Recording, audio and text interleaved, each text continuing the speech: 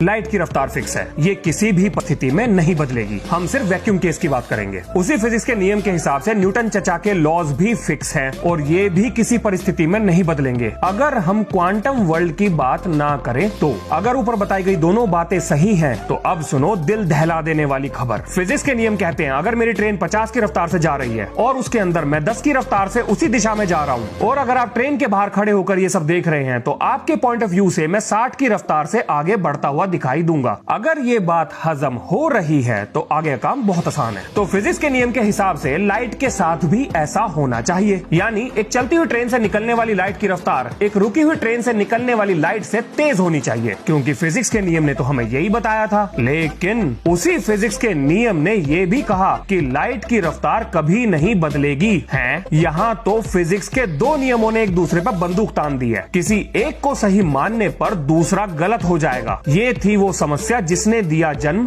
Time dilation और length contraction को। Albert Einstein को ये तो पता था कि फिजिक्स के ये दोनों नियम बिल्कुल ठीक हैं, लेकिन इन दोनों नियमों को एक साथ खुश रखना किसी पहाड़ को धकेलने जैसा मुश्किल काम था। फिर उन्होंने सोचा चलो क्यों ना न्यूटन के एक और नियम की बलि दे दें और उसकी बिरयानी बनाकर दोनों में बांट दें ताकि दोनों खुश हो जाएं। और वो नियम था न्यूटन चाचा का टाइम को एब्सोल्यूट बोलना, यानी टाइम एब्सोल्यूट नहीं है, वह आपके और मेरे नजरिए पर निर्भर करेगा, हमारे फ्रेम ऑफ रेफरेंस पर निर्भर करेगा। यानी इसका मतलब ये हुआ जो ट्रेन चल रही थी उसके लिए टाइम धीरे होगा और ऐसा मानने पर दोनों ट्रेन के लिए लाइट की स्पीड सेम आ जाएगी। और फिजिक्स के दो नियम यानी न्यूटन चाचा वाले और माइकलसन मोर्ले के स्पीड ऑफ लाइट को फिक्स बताने वाले दोनों खुशी खुशी एक साथ पार्टी कर सकते हैं। अब अगर दो लोगों के लिए टाइम अलग अलग है तो उसमें कुछ अंतर भी होना चाहिए। हाँ जी बिल्कुल है, चलो निकालते हैं उसको। ये है मेरी एक लाइट क्लॉक जिसमें फोटोन ऊपर नीचे बाउंस कर रहा है। बिल्कुल ऐसी ही एक क्लॉक मेरे दोस्त के पास भी है,